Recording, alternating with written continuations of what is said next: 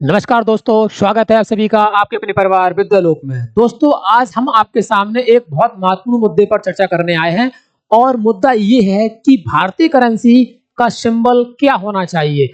जैसे आपको बता दें कि वर्तमान में तमिलनाडु राज्य बहुत ज्यादा सुर्खियों में है और तमिलनाडु राज्य में भारत में भाषा और तमिल को लेकर के बहुत ज्यादा विवाद इस समय चल रहा है और इस विवाद को बहुत ज्यादा तूल दिया जा रहा है। और हाल फिलहाल में तमिलनाडु सरकार के द्वारा भाषा हिंदी को लेकर के बहुत ज्यादा नकारात्मक कदम भी उठाए गए।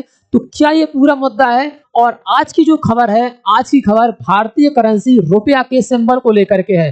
तो सारी खबर को समझने से पहले आप सभी लोग मन बिल्कुल स्थिर करके बैठ जाइए और खबर बहुत ज्यादा मजेदार होने वाली है। तो खबर ये है कि भारत में जो रुपया होगा उसका चिन्ह ये होगा या उसका चिन्ह ये होगा। इस पर ही आज हम चर्चा करेंगे, क्योंकि तमिलनाडु से ये खबर ये आ रही है कि तमिलनाडु राज्य में अभी हाल फिलहाल में बजट पेश किया है। और आपको उससे पहले ये बता दें कि तमिलनाडु के सीएम ये हैं एम के स्टालिन, जो कि डीएमके पार्टी से हैं और ये उसके क्या है, तमिलनाडु के वित्त मंत्री हैं थंगमा। कौन है? थंगमा। तो इन्होंने अभी हाल फिलहाल में बजट पेश किया है 2025-26 और इस बजट में इन्होंने भारतीय रुपये के सिंबल को हटा करके तमिल लिपि में अपना एक सिंबल रख दिया है। और भारतीय जो रुपए का सिंबल होता था, जो भारत सरकार के द्वारा बनाया गया था, उसको अडॉप्ट किया गया था, उसको इन्होंने रिप्लेस कर दिया, परिवर्तित कर दिया है।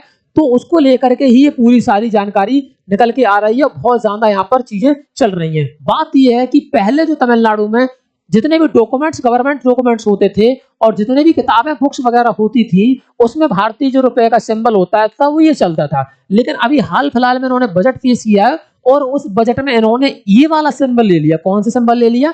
ये वाला सिंबल ले लिया। और ये तमिल लिपि में सिंबल है।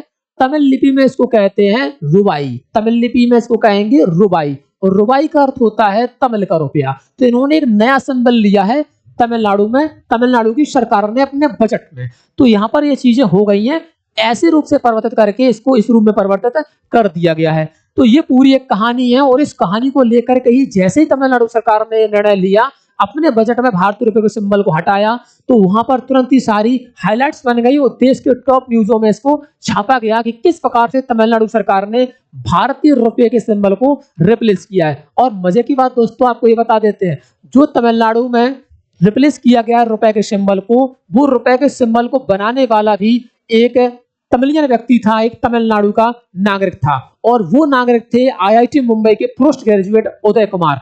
उदय कुमार के द्वारा ही उस रुपए के सिंबल को बनाया गया था, जिसको तमिलनाडु की सरकार ने अभी हटा दिया है अपने बजट सत्र में। तो ये कहानी आपको पता होनी चाहिए। हम लोग बचपन से रुपए को देखते आ रहे हैं और रुपए को इस प्रकार से रुपया हिंदी में लिखा जाता है। और देश में जितने भी विश्व में देश हैं, उन देशों में उनकी करेंसी के अपने कोई ना कोई एक ऐसे सिंबल हैं जो विश्व लेवल पर उस करेंसी को रिप्रेजेंटेटिव करते हैं। तो उसी प्रकार से भारत सरकार ने सोचा क्यों ना हम भी अपनी ऐसा करेंसी का साइन बनाएं जो आर्थिक रूप से या आर्थिक गतिविधियों में उपयोग हो और दुनिया देश लेवल पर उसको हम प्रेजेंट करें।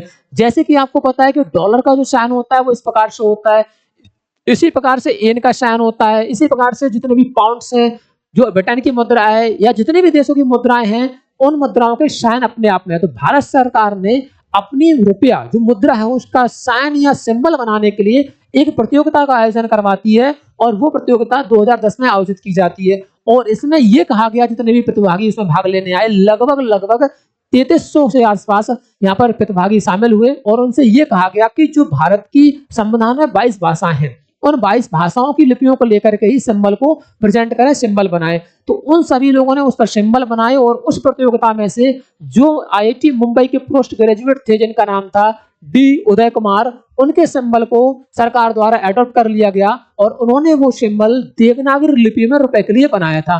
तो भारत सरकार ने 15 जुलाई 2010 को सिंबल को अडॉप्ट कर लिया। तो ये पूरी एक तरह से कहानी है, जिसको अभी हाल फिलहाल में तमिलनाडु सरकार ने उस रुपए के सिंबल को हटा दिया। तो ये दिख रहा होगा, देखो पैसा का सिंबल ऐसा होता है, पैसा का ये साइन है, ये है पर जो डी उदय कुमार के द्वारा सिंबल बनाया गया था। तो इस प्रकार का ये सिंबल दिया गया है और यहाँ पर देख वर्टिकल्स लाइन है, ये भारत में एकता, अखंडता और यहाँ पर समानता को प्रदर्शित करती है। इस प्रकार से सारा सिंबल की कहानी है। और ये जो रोमन लिपि के आर को लेकर के और देवनागरी लिपि के रा को लेकर के रूप से बनाया गया है और जो यहाँ पर क्षैतिज रूप से लाइनें खींची हुई है, 2 लाइनें, ये यह रेखा राष्ट्रध्वज और बराबर के इक्वलिटी के चिन्ह को प्रदर्शित करती है और भारत सरकार ने 15 जुलाई 2010 को इस चिन्ह को एडॉप्ट कर लिया।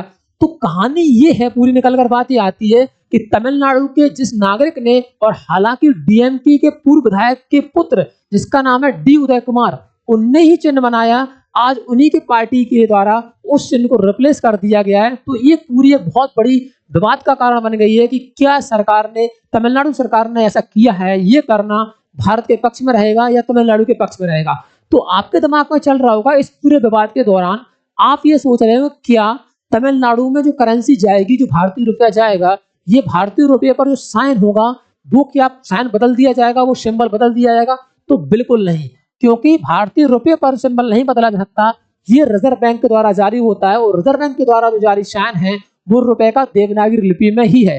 तो फिर क्या होगा इससे? इससे ये होगा कि जो डीएमके सरकार ने तमिलनाडु में निर्णय लिया है सिंबल को हटाने का, ये सिंबल क्या होगा, वहां की किताबों में, वहां की बुक्स में, साथ साथ में जितने गवर्नमेंट डॉक्यूमेंट्स होंगे वहां पर उनको बदला जाएगा। तो साहब क्या ये बदलने पर आसान है ये प्रोसेस करना, बदलना? तो नहीं। यहाँ पर क्या होगा, डीएमके सरकार ने अपने लोगों का काम बढ़ा दिया, साथ साथ में बहुत सारा पैसा भी खर्च किया जाएगा, क्योंकि वहां की किताबों में और जितने भी बजट डॉक्यूमेंट्स हैं, गवर्नमेंट डॉक्यूमेंट्स हैं, उनमें इस नाम को बदला जाएगा। तो इस प्रकार से तमिलनाडु में भारत को लेकर के और साथ साथ में भारत की भाषा, भारत की जो उत्तर भारत की भाषा है उसको लेकर के विवाद उत्पन्न कर दिया जा रहा है। बहुत ज्यादा विवाद यहाँ पर चल रहा है। तो ये कुछ क्या है, सिंबल्स हैं, अनेक प्रकार की जो देशों की मुद्राएं हैं और मुद्राओं की सिंबल्स हैं, और हमारे देश का जो सिंबल है वो रुपये का इस प्रकार से ये सिंबल होता है। तो आप क्या समझते हैं, क्या इस प्रकार का विवाद उत्पन्न करना भारत की एकता के लिए, भारत की अखंडता के लिए सही है? क्या ये इस प्रकार के निर्णय लेना तमिलनाडु सरकार के द्वारा अलगाववाद को बढ़ावा देना तो नहीं है? तो इस पर आप क्या समझते हैं, आपकी क्या राय है? आप कमेंट बॉक्स में कमेंट करके जरूर बताना। और इसके साथ साथ ही अगर आपको ये जानकारी अच्छी लगी है तो इसको शेयर करना है और लाइक करना है। आपके सामने हम आते रहेंगे इसी प्रकार की करंट वाले जितने भी मुद्दे होते हैं उन मुद्दों को लेकर के और विस्तृत रूप से चर्चा करने के लिए। तो सभी लोग इसको, इस वीडियो को शेयर करते हैं। अगर आपको जानकारी अच्छी लगती है तो लाइक जरूर करना। फिर मिलेंगे आपसे एक नई जानकारी के साथ, इंटरेस्टिंग जानकारी के साथ। तब तक आप स्वस्थ रहिए, मस्त रहिए। धन्यवाद। जय हिंद।